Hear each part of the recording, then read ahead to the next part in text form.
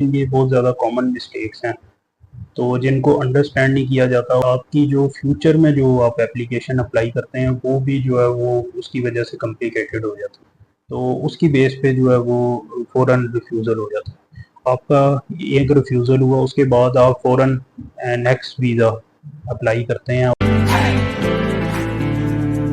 बिस्मिल्लाहिर्रहमानिर्रहीम। यूएसए का visa refuse होने की कुछ ऐसी वजह हैं जो अक्सर ही एप्लीकेशंस में देखने में आती हैं, जो रिफ्यूज़ल होके आते हैं।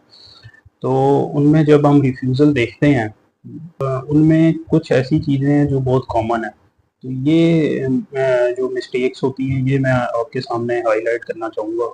इसके अलावा और भी बहुत सारी मिस्टेक्स हैं, लेकिन ये बहुत ज़्यादा कॉमन मिस्टेक्स हैं, तो जिनको अंडरस्टैंड नहीं किया जाता और उसकी वजह से आपकी ना सिर्फ एप्लीकेशन जो है वो रिफ्यूज़ हो जाती है, बल्कि आपकी जो फ्यूचर में जो आप एप्लीकेशन अप्लाई करते हैं वो भी जो है वो उसकी वजह से कॉम्प्लिकेटेड हो जाती हैं।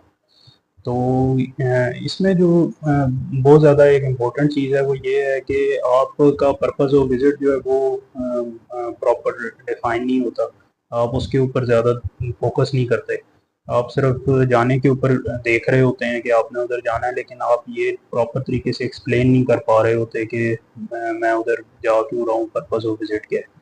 इसके बाद ये जो आपका इंटरव्यू हो रहा होता है या आपकी एप्लीकेशन है, उसके अंदर आप कोई चीज़ जो है वो छुपाते हैं, कोई चीज़ जो है वो आप उनको झूठ बता देते हैं। तो उसमें जो है वो कंट्राडिक्शन आ जाती है आपके फैक्ट्स में कहीं न कहीं, या उनको जो है वो वैसे पता चल जाता है, क्योंकि उनके पास रिसोर्सेज तो होते हैं। तो वो चेक हो जाता है कि आपने कहाँ पे जो है वो इंफॉर्मेशन जो है वो गलत दी है, मिसगाइड की है, तो उसकी बेस पे जो है वो फ़ौरन रिफ्यूज़ल हो जाता है। उसके बाद जो है एक और चीज़ जो कि आपके जो फंड्स अवेलेबल हैं ट्रिप के लिए वो काफ़ी नहीं होते, आप बहुत थोड़े फंड्स लेके जा रहे होते हैं, या अगर आपने फंड्स शो किए हैं ज़्यादा, तो वो फंड जो हैं उनके पीछे जो है आपका कोई सोर्स नहीं होती कि वो पैसे आ कहाँ से रहे हैं, बस वो अकाउंट में आ गए होते हैं, आपने किसी से लेके बैंक स्टेटमेंट शो कर दी होती है। तो वो फंड्स जो होते हैं वो काफ़ी नहीं होते, या अगर काफ़ी हों भी तो वो आप अपनी इनकम का जो सोर्स है उससे जस्टिफाई नहीं कर पा रहे होते। तो ये एक काफ़ी बड़ी रिफ्यूज़ल की रीज़न होती है।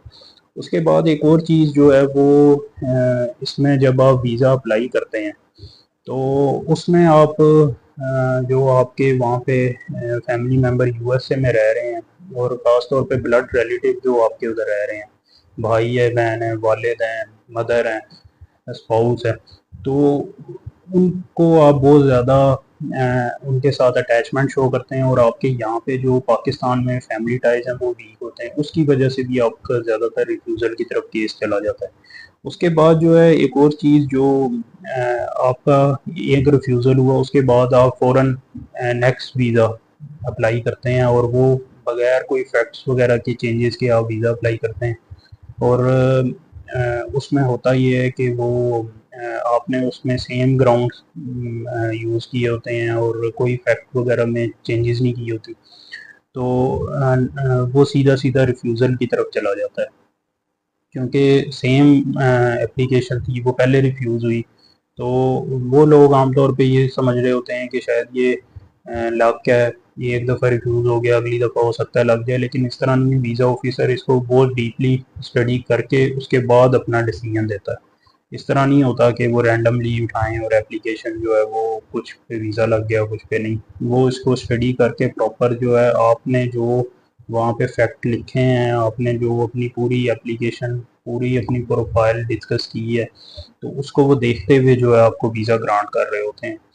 उसके बाद एक और चीज़ जो है वो बहुत ज़्यादा इम्पोर्टेंट है कि आप कि यहाँ पे अगर जॉब ना हो, आपके यहाँ पे बिजनेस ना हो, आपका यहाँ पे कोई स्टडी ना हो, आपके यहाँ पे जो फैमिली टर्म्स हैं वो ना हो, तो उसकी वजह से जो है वो रिफ्यूज़ल के चांसेस काफ़ी ज़्यादा होते हैं।